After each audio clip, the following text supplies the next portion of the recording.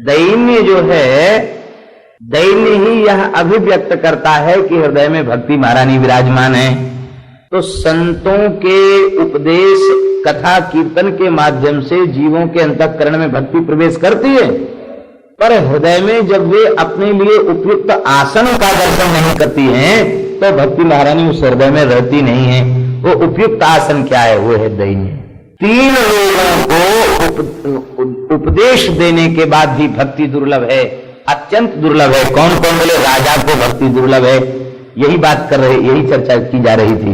राजा को भक्ति इसलिए दुर्लभ है क्योंकि भक्त में दैन्य होना चाहिए, और राजा बेचारा, राजा में दैन्य कहां तक आएगा?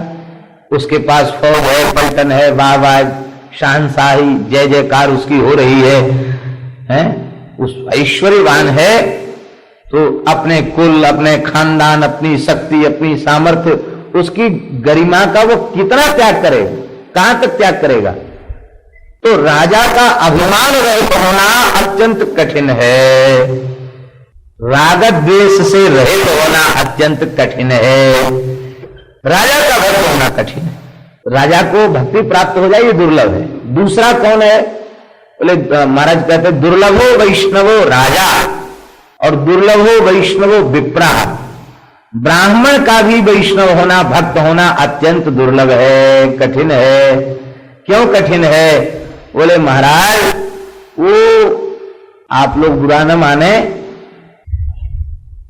चित्त में, हम दूसरे की क्यों कहें, अपनी ही बात कहते हैं। चित्त में कहीं न कहीं जाति का गुमान छिपा हुआ बैठा रहता है, और वो समय समय पर प्रकट हो जाता है। अरे हम कोई ऐसे तैसे हैं, खानदान बन हुआ है, हम कोई भाव चित्त में बना रहे हैं। हम ब्राह्मण हैं इसलिए हमें भक्ति करनी चाहिए। मानव शरीर अतिशय दुर्लभ है, मनुष्य शरीर में भी ब्राह्मण शरीर तो और अधिक दुर्लभ है, चरम देह है। इस देह को प्राप्त करके हमें इतना भजन करना चाहिए कि द्वारा इस दुखमय संस्कृति के चक्र में हमें न पड़ना पड़े। ऐसा विचार करके कोई हम ब्राह्मण हैं ऐसा अनुभव करता है, बहुत अच्छी बात है, पर ये अनुभव नहीं कर पाते हैं। अनुभव ये चित्त में बना रहता है, अरे हम तो ब्राह्मण हैं, हमारी महिमा वेद शास्त्र पुराण स्मृतियों में गाई गई, हमसे श्रेष्ठ कौन होता है, हमसे श्रेष्ठ कौन हो सकता है। इसलिए हरिराम व्यास जी ने एक जगह अपनी वाणी में कहा, व्यास ही बामन मत गनो हरिदासन को दास। बोले तुम क्या उठपटांग बोलते हो? हरिराम व्यास जी से कहा। बोले हमारी गिनती मत करो ब्राह्मणों में, काट दो नाम हमारा उस लिस्ट से। व्यास ही बामन मत गिनो, तब कौन हो? ले हरिदासन को दास। अरे आप तो बहुत ऊंचे खानदान के हैं, ओरछा रियासत के राजगुरु रह चुके हैं। हरिराम व्यास जी बोले, इतनो है सब कुटुंब हमारो, सेना धना कबीरा नामा अरुरे दास चमारो। इतनो है सब कुटुंब हमारो, हमारा तो कुटुंब खानदान ही नहीं है। रैदास जी कहे, श्री हरिराम व्यास जी कहते हैं, एक भक्ति रैदास पर बारू बामन कोर। ब्राह्मण का भक्त होना इसीलिए दुर्लभ कहा गया कि वह अभिमान से रहित नहीं हो पाता। उत्तम कुल में जन्म, बहुत बड़ा पंडित होना, बहुत कलाकार होना, बड़ा सम्मान हो, ये सब शून्य है, और भगवत प्रेम अंक है। इसलिए ब्राह्मण को भक्ति प्राप्त हो जाए कठिन है। और तीसरा कौन है जिसको भक्ति दुर्लभ है? तो तीसरा शास्त्रों में कहा गया, स्त्री में वैष्णवता आ जाए ये भी कठिन है। दुर्लभो वैष्णवो विप्रा, दुर्लभो वैष्णवो राजा, और दुर्लभा वैष्णवी नारी। दुर्लभ है, ये तीन वैष्णव हो जाए ये दुर्लभ है। आप लोग कहेंगे कि स्त्रियां तो भक्ति का स्वरूप ही कही जाती हैं, इनको भक्ति दुर्लभ क्यों कही गई? उसका मूल कारण ये है, भक्ति के लिए चित्त निष्काम होना अत्यंत आवश्यक है। और माताएं, इनका हृदय बहुत ममता से भरा हुआ होता, ये व्रत उपवास तो बहुत करती हैं, पर किसी के लिए संतोषी माता का व्रत, तो किसी के लिए मंगलवार का व्रत, तो किसी के लिए गुरुवार का व्रत, पाठ पूजा भजन बहुत करती हैं, पर इसके बाद भी उनके विविध व्रत उपवास कामनाओं से भरे हुए होते हैं।